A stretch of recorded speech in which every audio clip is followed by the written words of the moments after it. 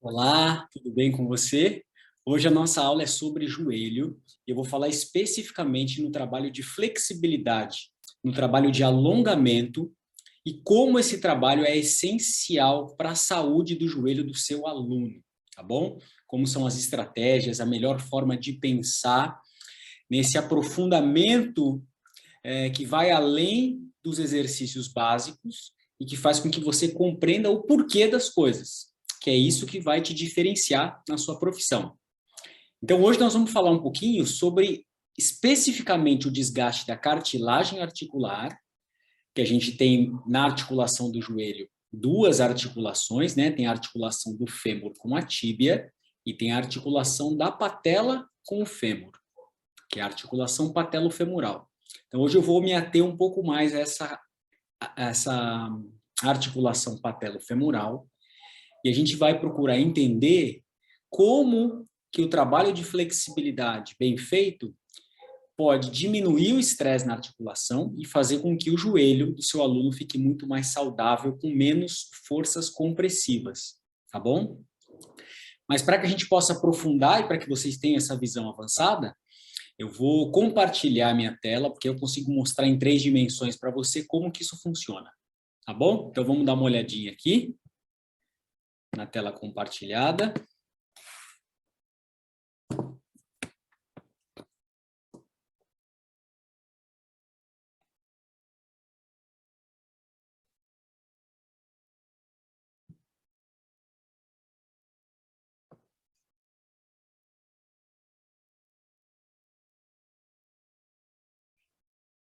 Então vamos lá. Então aqui, como vocês podem ver, essa é uma cartilagem articular já desgastada. Estão vendo? A gente tem tanto a cartilagem ali do fêmur com a tíbia, quanto a cartilagem da patela com o fêmur. Então, esse videozinho aqui vai conseguir explicar um pouco melhor para a gente, lá do Dr. Joaquim Barrios, ele vai explicar para a gente em 3 dimensões como que isso funciona. Então, a gente consegue ver inicialmente essa articulação femorotibial. E a cartilagem que tem entre o fêmur e a tíbia, porque a gente tem outras estruturas ali, tem o menisco também no platô tibial, que ajuda a congruência dessa articulação, mas a cartilagem, essa parte em vermelha que vocês estão vendo ali, a função da cartilagem é permitir um bom deslizamento. A cartilagem é como se fosse um sabonete molhado, ela permite esse deslizamento com menos atrito.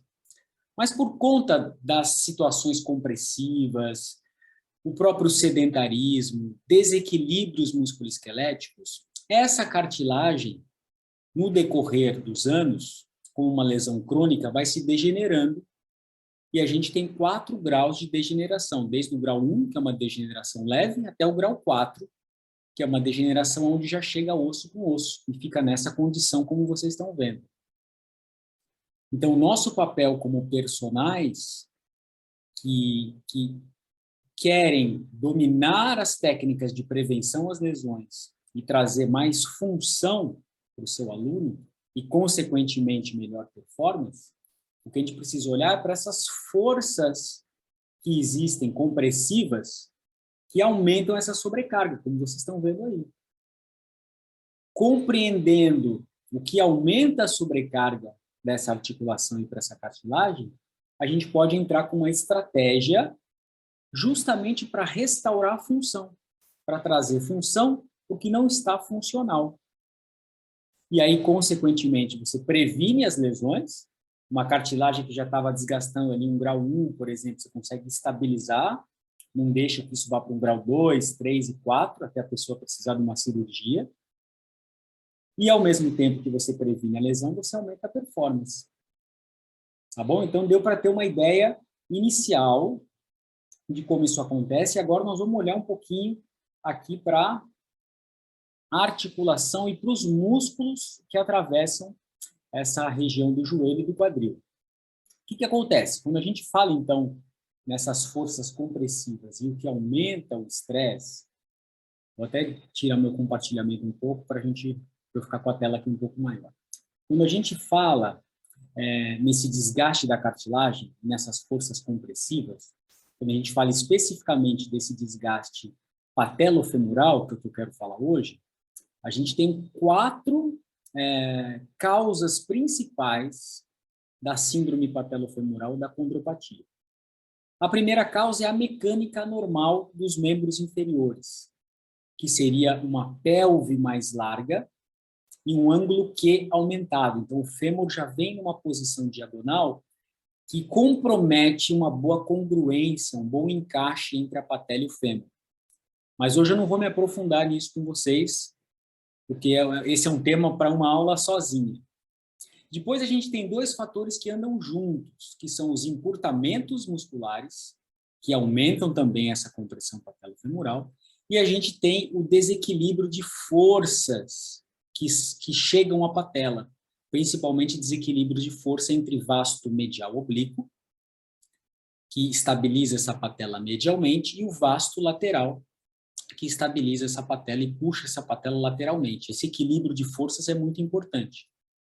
A gente tem mecânica normal, encurtamentos, equilíbrio vasto-lateral, vasto-medial, e a gente tem atividades físicas comprometedoras, que também é um tema para uma outra aula, a gente falar o que é bem-vindo e o que não é bem-vindo no caso de um desgaste articular.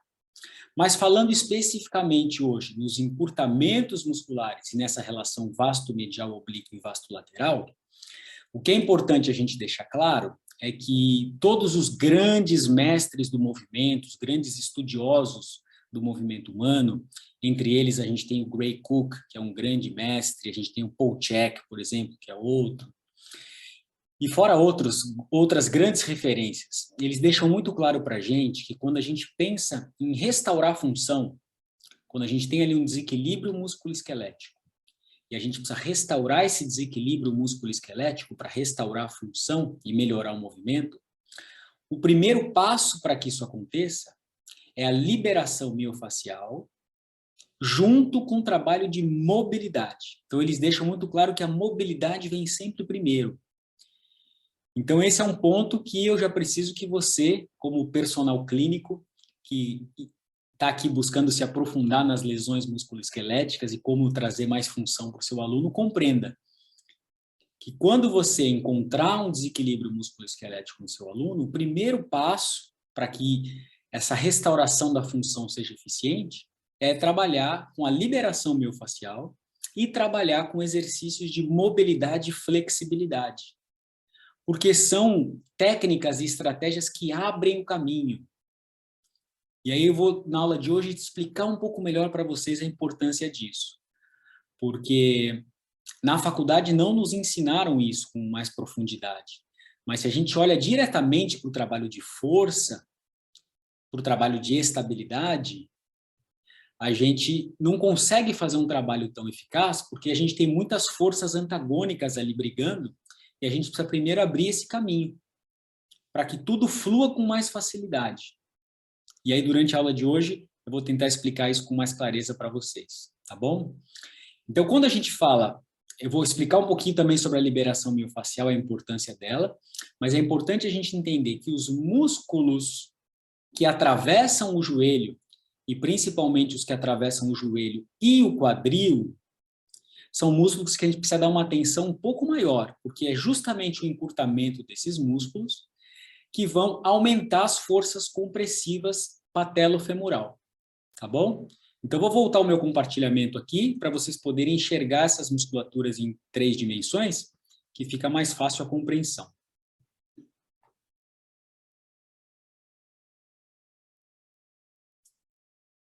Então, a gente tem aqui, ó, na porção anterior do joelho, a gente tem o grupo muscular do quadríceps, né? Aqui o vasto medial, o vasto lateral.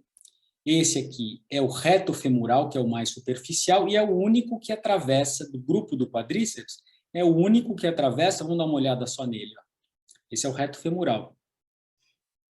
Ele sai, ele atravessa o quadril, e ele sai lá na face anterior do ilho, né, da espinha ilíaca. Todos os outros músculos do quadríceps, inclusive o vasto intermédio que está aqui embaixo, ó, vamos dar uma olhada no vasto intermédio aqui, ó, também não atravessa o joelho.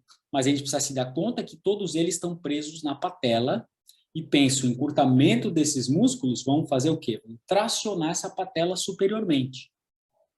Tá bom?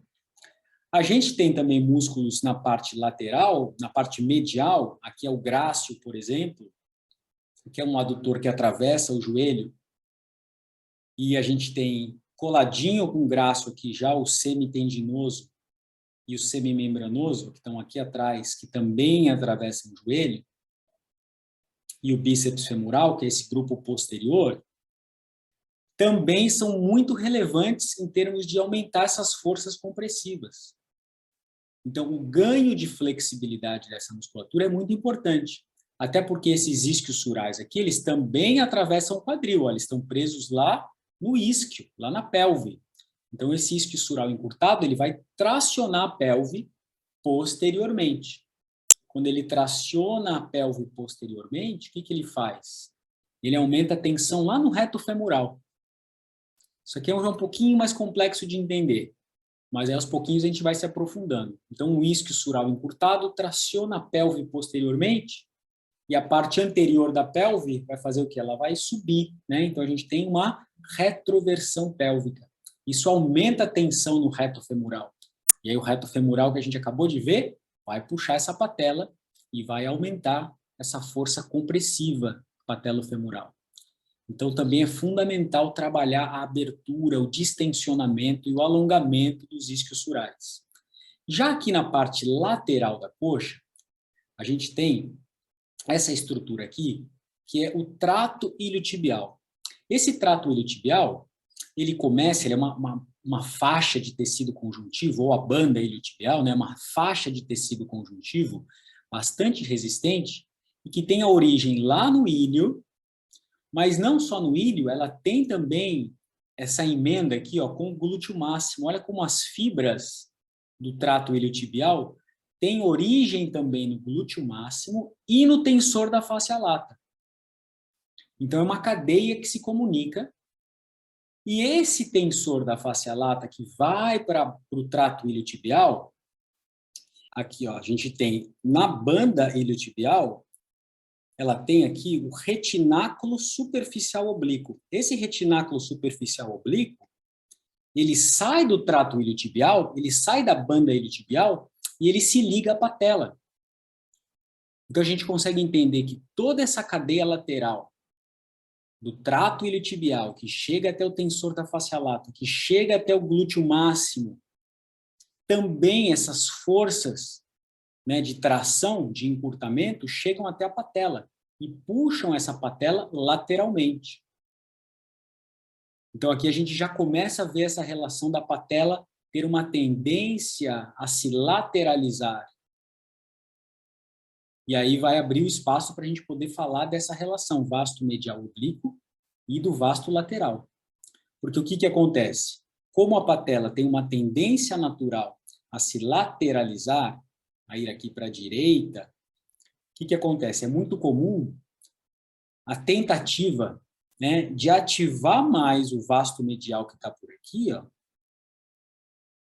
Muitas vezes, principalmente na fisioterapia, é tentado muito com eletroestimulação para poder puxar essa patela medialmente, para poder ter esse equilíbrio entre vasto medial e vasto lateral, que é um desafio. Então, tem algumas estratégias de entrar com acionamento do próprio adutor, porque o adutor tem também uma relação aqui que ajuda a acionar esse vasto medial. Mas é uma briga trazer essa patela medialmente quando a gente tem o quê? Estruturas muito fortes, estruturas muito densas, puxando essa patela lateralmente. Então, aqui, já entrando nesse equilíbrio vasto medial, vasto lateral, vale a pena a gente olhar para essa questão que eu falei, do próprio Gray Cook, do Paul Chek, que dizem que o trabalho de liberação miofascial e o trabalho de alongamento vem sempre primeiro, de distensionamento. Porque se eu consigo distensionar esse vasto lateral, se eu consigo distensionar essa banda iliotibial, inclusive as comunicações dela, né? Se eu consigo aliviar esse distensionamento do tensor da fáscia lata que está aqui, do glúteo máximo, que se comunica com a banda iliotibial. Toda essa tração aqui vai ficar menor e facilita muito o meu trabalho, porque eu diminuo essa força de tração que está desestabilizando essa patela, que está criando um desequilíbrio. Então, é sempre muito mais eficaz olhar primeiro para essa abertura, para o distensionamento, para que eu possa depois entrar com o trabalho de estabilidade. Então, o trabalho de estabilidade é um segundo passo. Isso é muito importante entender, que é um segundo passo. Então, aqui a gente já dá uma bela caminhada, poder olhar para a importância de começar um trabalho de exercício corretivo, olhando para a liberação miofascial e para os alongamentos. Porque isso vai abrir caminho e vai fazer com que todo o trabalho seja muito mais eficiente. E aí, como que a gente faz isso, então, né? O primeiro passo de todos, é a gente poder descobrir no nosso aluno o que ele precisa. E como que a gente descobre se ele tem um reto femoral encurtado? Como que a gente descobre se ele tem um glúteo máximo encurtado? Se ele tem um isquiosural encurtado, para poder trabalhar nisso, para poder ganhar essa mobilidade, para poder ganhar essa liberação miofascial que vai ajudar no processo. O primeiro passo é testando. Então, vocês que já acompanham minhas aulas aqui, vocês veem que eu sempre trago um teste, explico a importância de testar, saber como esse aluno está, porque é isso que vai diferenciá-lo como profissional de educação física, como personal. Saber como o seu aluno está, então você propõe para ele uma análise funcional, e em cima dessa análise funcional você prescreve o seu treino. Isso é fundamental, ter uma prescrição, saber como ele está, e aí você faz uma prescrição específica para isso. Porque é isso que o profissional da saúde faz, que o médico faz, que o fisioterapeuta faz. Você sempre avalia primeiro para poder ter um direcionamento. No caso dos médicos e fisioterapeutas, eles vão propor um tratamento em cima da análise que eles fizeram. Nós, como personagens, vamos propor um treinamento em cima do quê? Da análise funcional que a gente fez, né? Mas hoje eu não vou trazer nenhum teste aqui. Hoje eu vou mostrar um pouquinho essas estratégias da liberação miofascial e mostrar um pouquinho alguns alongamentos que são fundamentais, tá bom? Eu também não vou entrar nessa parte de estabilidade hoje, de exercícios de força e de estabilidade para o vasto medial oblíquo, para a estabilidade do joelho. Vamos nos ater aqui mais essa parte do segundo passo, que é liberação e o alongamento, que se você partir para esse primeiro passo de descobrir como seu aluno está e em seguida distensionar, você, sem sombra de dúvida, vai conseguir já deixar com que essa articulação fique muito mais saudável, que você ganhe espaço, diminua essas forças antagônicas, tá bom? Então, para mostrar um pouquinho, eu vou compartilhar aqui a minha tela e vou mostrar agora a tela do meu computador, que tem a parte da certificação iFit Pro. E vamos começar olhando um pouquinho para a liberação miofascial. Então, esse aqui é o portal do iFit Pro, da certificação, que a gente tem mais de 200 aulas aqui. Eu quero começar mostrando para vocês um pouquinho da liberação miofascial no quadríceps. Então, aqui, nessa prática, a Monique está mostrando para a gente como que a gente faz um distensionamento. A velocidade aqui está um pouquinho aumentada, tá? Ela está fazendo um pouquinho mais rápido do que seria o normal. Mas aqui, essa é uma prática super eficiente. Desse que eu disse para vocês, que é o primeiro passo, para distensionar esse quadríceps, distensionar esse reto femoral. E com essa liberação miofascial, que aqui eu estou mostrando, que a gente está mostrando com o rolo, ela está fazendo aqui uma perna de cada vez, tem várias formas da gente fazer. Então, ali na certificação eu explico com detalhe quais são as características, as técnicas, mas a gente pode fazer isso com o rolo, igual a Monique está fazendo aqui, a gente pode fazer isso com o stick, a gente pode fazer essa liberação manual, mas sem sombra de dúvida a liberação miofascial é muito eficiente para a gente poder ganhar espaço para entrar com essa restauração da função. E isso é importante vocês terem claro. A restauração da função Ela não só vai prevenir a lesão, mas ela vai melhorar a performance, ela melhora o movimento. Então, se melhora a qualidade do movimento, vai melhorar o rendimento esportivo do seu aluno também. Tá bom? Então, agora que vocês olharam um pouquinho para essa liberação com rolo, aqui eu dou um exemplo também de como seria essa mesma liberação, só que usando o stick. Então, aqui, ó, também estou no quadríceps, também é uma liberação miofascial, só que aqui no caso, eu estou usando um stick que o aluno, nesse caso, ele fica bem menos ativo, né? Ele está ali recebendo, a gente vai orientando o aluno a relaxar. Tem uma técnica correta e uma pressão correta de fazer isso para distensionar, então a gente tem que tomar cuidado também para não colocar carga de mais e nem de menos. Tem uma forma de descobrir até onde afunda, até o nível de resistência. Ali está aparecendo um pouquinho mais rápido do que o normal. Vou até mudar a velocidade para vocês verem qual que é a velocidade exata disso.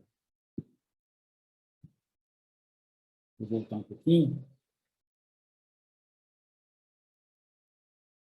Dê uma olhada. Esse é mais ou menos o timing, a forma de ser feita.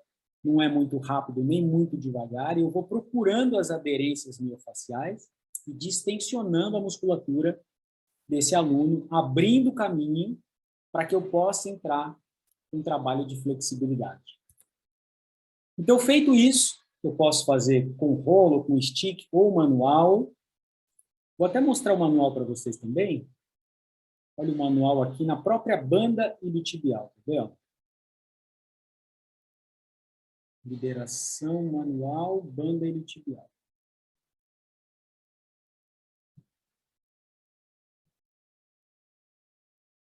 Então, aqui, por exemplo, também é uma liberação miofacial, e dentro da certificação EFIT Pro, eu ensino 3 técnicas diferentes de liberação miofacial. Técnica de ponta de dedo, técnica do punho macio, técnica da falange.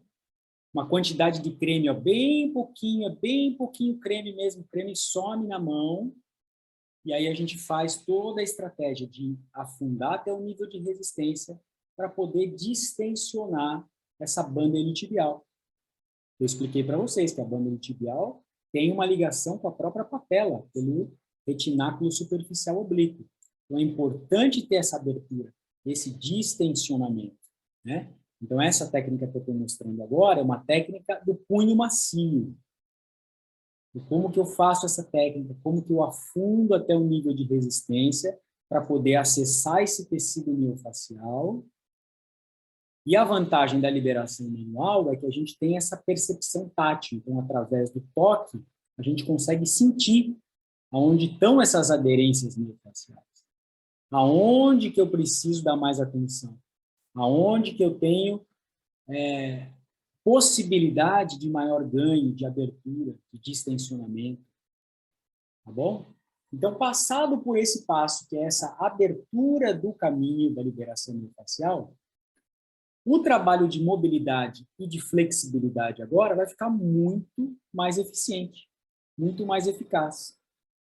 Então, vamos voltar aqui. E isso agora abre o caminho para mim, para que eu possa, por exemplo, vamos ver esse alongamento aqui. Esse especificamente eu estou propondo na maca. É um alongamento específico do reto femoral. Então, eu estou na maca, onde eu faço a própria posição onde a gente aplica o teste de encurtamento do reto femoral. E ali eu estou propondo um alongamento do reto femoral na maca da perna direita dela, que é essa perna que está embaixo. Então, a perna que está embaixo, a gente vai alongar esse reto femoral. Por que que a gente alonga o reto femoral assim? Ele é mais eficiente? Porque aqui, vocês lembram que eu mostrei para vocês que o reto femoral atravessa o quadril. Então, se ele atravessa o quadril, ele não faz apenas a extensão do joelho. O reto femoral faz também flexão do quadril. Então, para alongar o reto femoral eficientemente, eu preciso ter a extensão do quadril. É o que eu estou fazendo aqui. Eu estou empurrando o joelho dela para baixo e fazendo a extensão do quadril. E eu estou segurando a perna esquerda ali para quê? Para que ela não compense esse alongamento. Então, agora eu passo a minha perna ali, ó, na frente da tíbia. E promovo também, além da extensão do quadril, o reto femoral passa exatamente aí. Sai ali do ilho, eu alongo pela extensão do quadril e pela flexão do joelho. Então, esse é um alongamento muito mais eficaz e que eu consigo guiar o meu aluno de uma forma que ele fique numa intensidade moderada. Vou conversando com ele para ver se esse alongamento não está muito forte. A gente tem que ir devagar nesse alongamento, porque a gente está alongando pelas duas articulações, né? Quando eu só flexiono o joelho, o aluno pode compensar e escapar o quadril. Se eu levo só o quadril, ele pode escapar pelo joelho. Aqui a gente está ancorando o que a gente fala.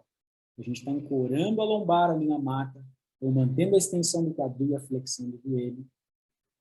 E é uma técnica muito eficaz, principalmente se ela vem após o trabalho da liberação miofascial. Agora, eu falei muito da importância da cadeia lateral para vocês, né?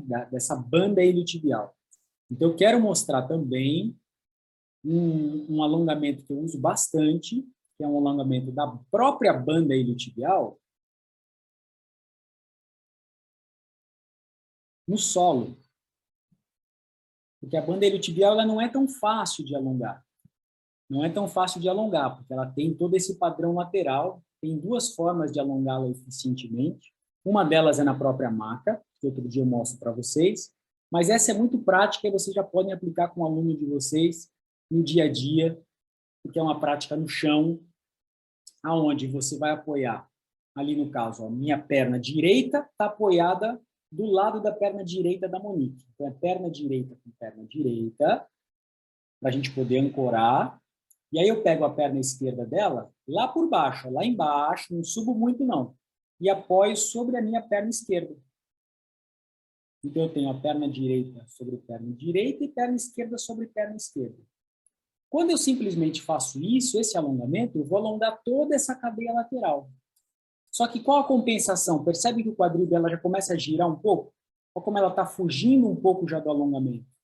Então, eu posso vir ali e ancorar a pelve. Ó. Venho, dou apoio sobre o ilho e pressiono essa pelve para baixo, ancorando a origem dessa musculatura. Então, eu ancoro ali a banda iliotibial, ancoro o tensor da fáscia lata, e esse alongamento passa a ser muito mais eficaz. E eu vou dosando a intensidade ali conforme eu afasto as minhas pernas, deixando esse alongamento um pouco mais intenso ou menos intenso, conforme eu vou conversando com o meu aluno, com a minha aluna, procurando chegar numa intensidade moderada a moderada forte, no máximo. A gente nunca trabalha o alongamento no forte, tá? Ele é muito mais eficaz no moderado a forte. Isso permite que o aluno relaxe e a gente vai conseguindo esse distensionamento dos tecidos.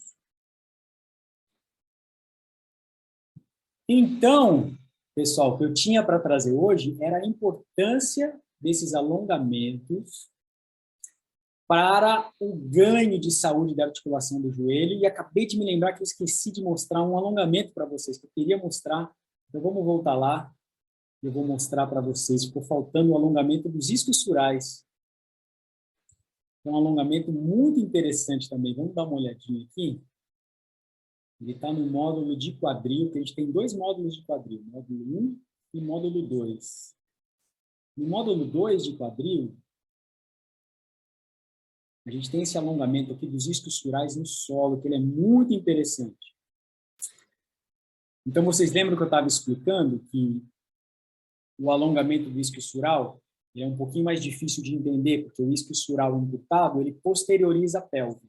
E se ele posterioriza a pelve, ele aumenta a tensão no reto femoral.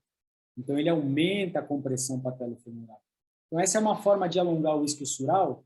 Eu faço uma ancoragem com o meu pé ali no quadril, para que esse quadril não deslize. E aqui eu estou alongando o isquiosural com o joelho estendido. Mas também existe a possibilidade de fazer isso com o joelho flexionado. Porque o isquiosural atravessa o quadril e atravessa o joelho. Então, eu posso tanto manter o joelho estendido e não subir tanto essa perna, mas eu posso também fazer uma flexão do quadril aumentada e alongar o isquiosural com o joelho flexionado. que é muito eficaz também. Então, eu vou mostrar isso agora com a Monique, como que a gente faz isso. E aí tem uma estratégia, porque o que acontece? Quando vocês levam demais a perna também para cima, a pelve começa a girar. Então, é importante a gente ancorar essa pelve para que ela fique estável. A gente tem sempre que pensar nessa ancoragem. Se eu vou simplesmente subindo a perna, o que o quadril começa a fazer? Igual lá na banda iliotibial, o quadril começa a sair do chão, começa a girar. Até por isso que é mais fácil alongar o isquiosural com a perna de baixo flexionada. Na perna de baixo está estendida, isso fica mais difícil. Então, mantendo a perna de baixo estendida, isso vai favorecer. O que eu faço ali? Eu pego e coloco um suporte, e essa é uma forma que eu gosto de alongar, tá? Eu gosto de dar esse apoio na lateral do meu tronco. Para mim funciona bem isso, mas isso é muito individual também. Mas eu acho que vale a pena pelo menos vocês experimentarem. Porque quando eu apoio ele na lateral do meu tronco, eu fico numa posição onde eu apoio as mãos sobre os joelhos, eu fico bem posicionado, e eu tenho a condição até de pegar essa perna desse meu aluno que começa a compensar, começa a subir, e também ancorar melhor essa perna para baixo. Então, essa é uma estratégia que, para mim, funciona bem. Acho que vale a pena vocês experimentarem esse alongamento do isquiosural dessa forma. Ele é muito eficiente. E a gente tem o alongamento também com o joelho flexionado. Eu vou mostrar para vocês nessa outra prática aqui. Alongamento isquiosurais com o joelho flexionado.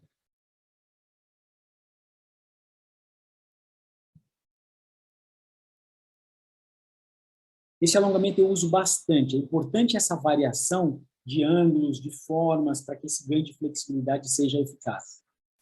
Então, vamos pensar, como o isquiosural atravessa o quadril e atravessa o joelho, o que a gente pode fazer? Na prática anterior, o joelho estava estendido. Então, é um alongamento que eu não consigo flexionar muito o quadril, não consigo subir tanto essa perna. E com o joelho estendido, esse isquiosural vai alongar rapidamente. Agora, é importante ter essa variação de optar, como ele também atravessa o quadril, eu posso trabalhar esse alongamento menos para o joelho e mais pelo quadril. Então, como que eu faço isso? Aqui é importante aquilo que eu falei para vocês, o apoio, dar um suporte para a pelve para ela não escapar. Como vocês estão vendo ali, ó, eu vou pedir para a Monique flexionar o joelho, dou um apoio do meu pé assim, ó, na lateral, aí o quadril fica estável, não compensa.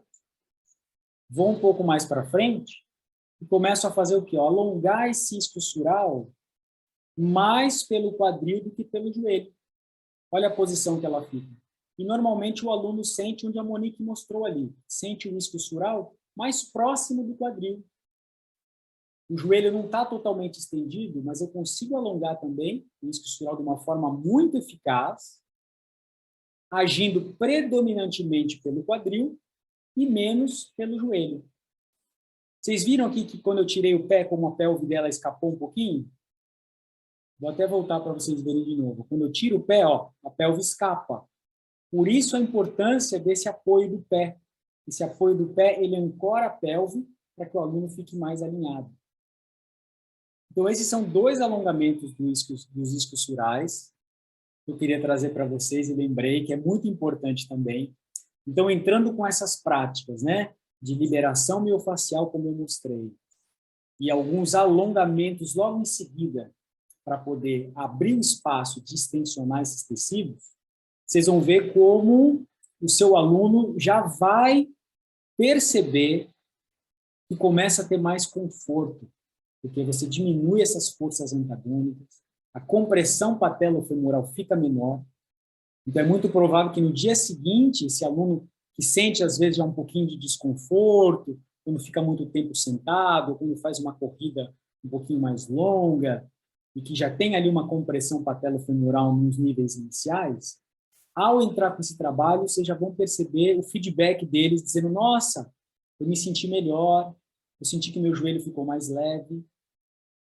Então, esse, sem sombra de dúvida, é o primeiro passo para trazer uma articulação ali mais saudável, mais livre, com menos tensão, para que abra o caminho para você entrar com o treino agora de estabilidade, um treino de força, e eu vou trazer para vocês numa próxima aula como dar continuidade a esse trabalho todo, tá bom? Eu espero que você tenha gostado dessa aula. Se puder me dar um feedback aqui nos comentários, dizendo o que você achou, eu agradeço muito e nos vemos numa próxima aula. Até lá!